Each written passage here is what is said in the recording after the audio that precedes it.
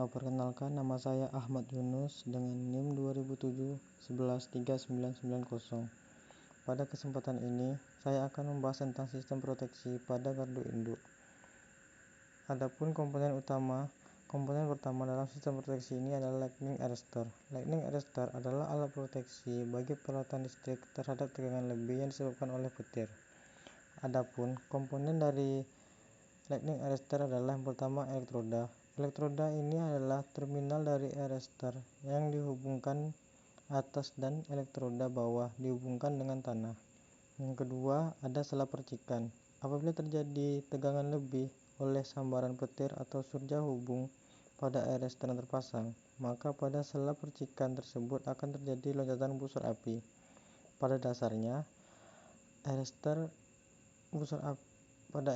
busur api yang terjadi tersebut ditiup keluar oleh tekanan gas yang ditimbulkan oleh tabung fiber yang terbakar.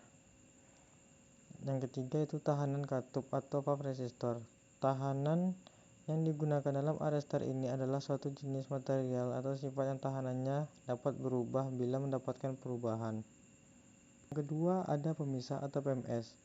Pemisah atau PMS adalah sebuah alat yang digunakan untuk menyatakan bahwa suatu peralatan listrik sudah bebas dari tegangan kerja. Oleh karena itu, pemisah tidak diperbolehkan untuk dimasukkan atau dikeluarkan pada rangkaian listrik dalam keadaan terbeban. Adapun pada umumnya, PMS dapat dibedakan menjadi berbagai jenis berdasarkan fungsi dan penempatannya, yakni pemisah peralatan PMS bus. Pemisah peralatan ini merupakan alat yang berfungsi untuk mengisolasikan peralatan listrik dari peralatan lain atau instalasi yang bertegangan. Pemisah ini harus dimasukkan atau dibuka dalam keadaan tak berbeban. Yang kedua ada pemisah tanah atau PMS line. Berfungsi untuk mengamankan peralatan dari sisa-sisa tegangan yang timbul sesudah saluran udara tegangan tinggi diputuskan atau induksi tegangan dari penghantar atau lainnya. Lalu berdasarkan penempatannya dalam sistem tenaga dibedakan menjadi yang pertama pemisah pengantar yang merupakan pemisah yang terpasang di sisi pengantar. Yang kedua pemisah rel yang merupakan pemisah yang terpasang di sisi rel. Yang ketiga pemisah kabel yaitu pemisah yang terpasang di sisi kabel. Yang keempat ada pemisah seksi yang merupakan pemisah yang terpasang pada suatu rel sehingga rel tersebut dapat terpisah menjadi dua seksi. Yang kelima pemisah tanah yang merupakan pemisah yang terpasang pada penghantar atau kabel untuk dihubungkan ke tanah. Berikutnya ada pemisah tenaga atau PMT.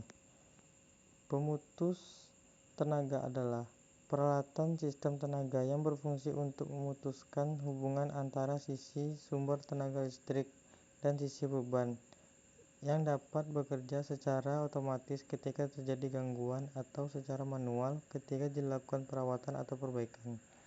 Ketika kontak dipisahkan, beda potensial di antara kontak tersebut menimbulkan medan dielektrik di antara kontak tersebut. Medan elektrik ini akan menimbulkan ionisasi yang mengakibatkan terjadinya perpindahan elektron bebas ke sisi beban sehingga muatan akan terus berpindah ke sisi beban dan arus tetap mengalir. Karena hal ini menimbulkan emisi termis yang cukup besar, maka timbul busur api atau arc di kontak PMT tersebut. Agar tidak mengganggu kestabilan sistem, maka arc tersebut harus segera dipadamkan. Berdasarkan metode dalam pemadaman arc atau busur api, PMT dibagi menjadi beberapa jenis. Yang pertama yaitu PMT minyak.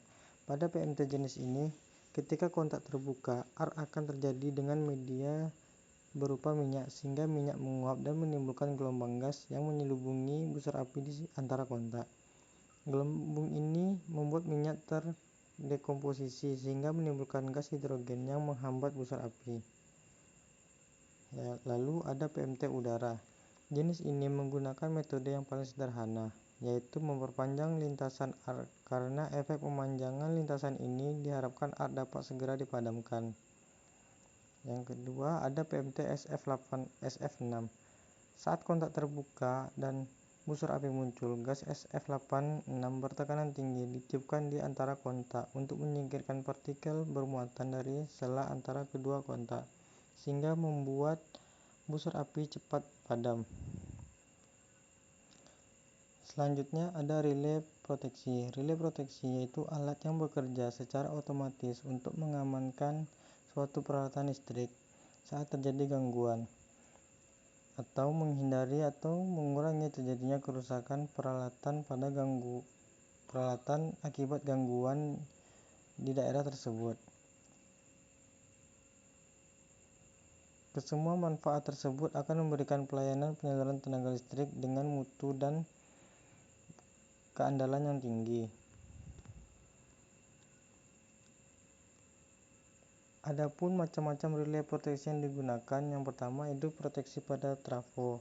Relay halus lebih berfungsi mengamankan trafo dari gangguan hubung singkat antara fasa di dalam maupun di luar daerah pengaman trafo. Lalu ada relay diferensial, berfungsi mengamankan trafo dari gangguan hubung singkat yang terjadi di dalam daerah pengaman trafo. Lalu ada relay gangguan tanah terbatas. Lalu ada relay arus lebih berubah, relay gangguan tanah, relay tangki tanah, relay suhu, relay Johnson, relay Buchholz, relay tekanan lebih. Berikutnya ada lemari hubung. Lemari hubung diklasifikasikan oleh perbedaan sistem relnya ke dalam jenis-jenis rel tunggal, rel tangkap, dan rel penyimpang atau bypass. Untuk rangkaian pemakaian gardu induk sendiri, jenis yang sering dipakai adalah jenis yang rel tunggal. Lemari hubung atau kubikel terbuat untuk kelas 3-30 kV dan dipakai untuk pusat beban atau pusat daya. Adapun karakteristiknya sebagai berikut. Bagian yang bertegangan tidak boleh terbuka. Gangguan tidak akan meluas sebab rangkaiannya terbagi dalam satuan-satuan. Luas instalasi kecil dalam pemasangan, perluasan, dan pemindahan instalasi mudah. Kehandalan tinggi karena pemasangannya sempurna di pabrik. Berikutnya ada saklar pentanahan. Saklar ini menghubungkan kawat konduktor dengan tanah atau bumi yang berfungsi untuk menghilangkan atau mementahkan tegangan induksi pada konduktor pada saat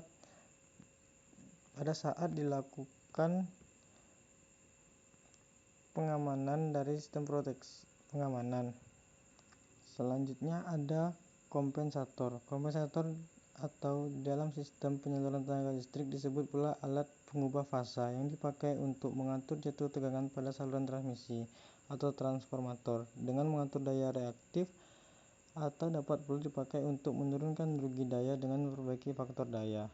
Sekian yang dapat saya sampaikan. Mudah-mudahan ilmu yang saya berikan dapat bermanfaat untuk kita semua. Lebih dan kurang saya mohon maaf. Assalamualaikum warahmatullahi wabarakatuh.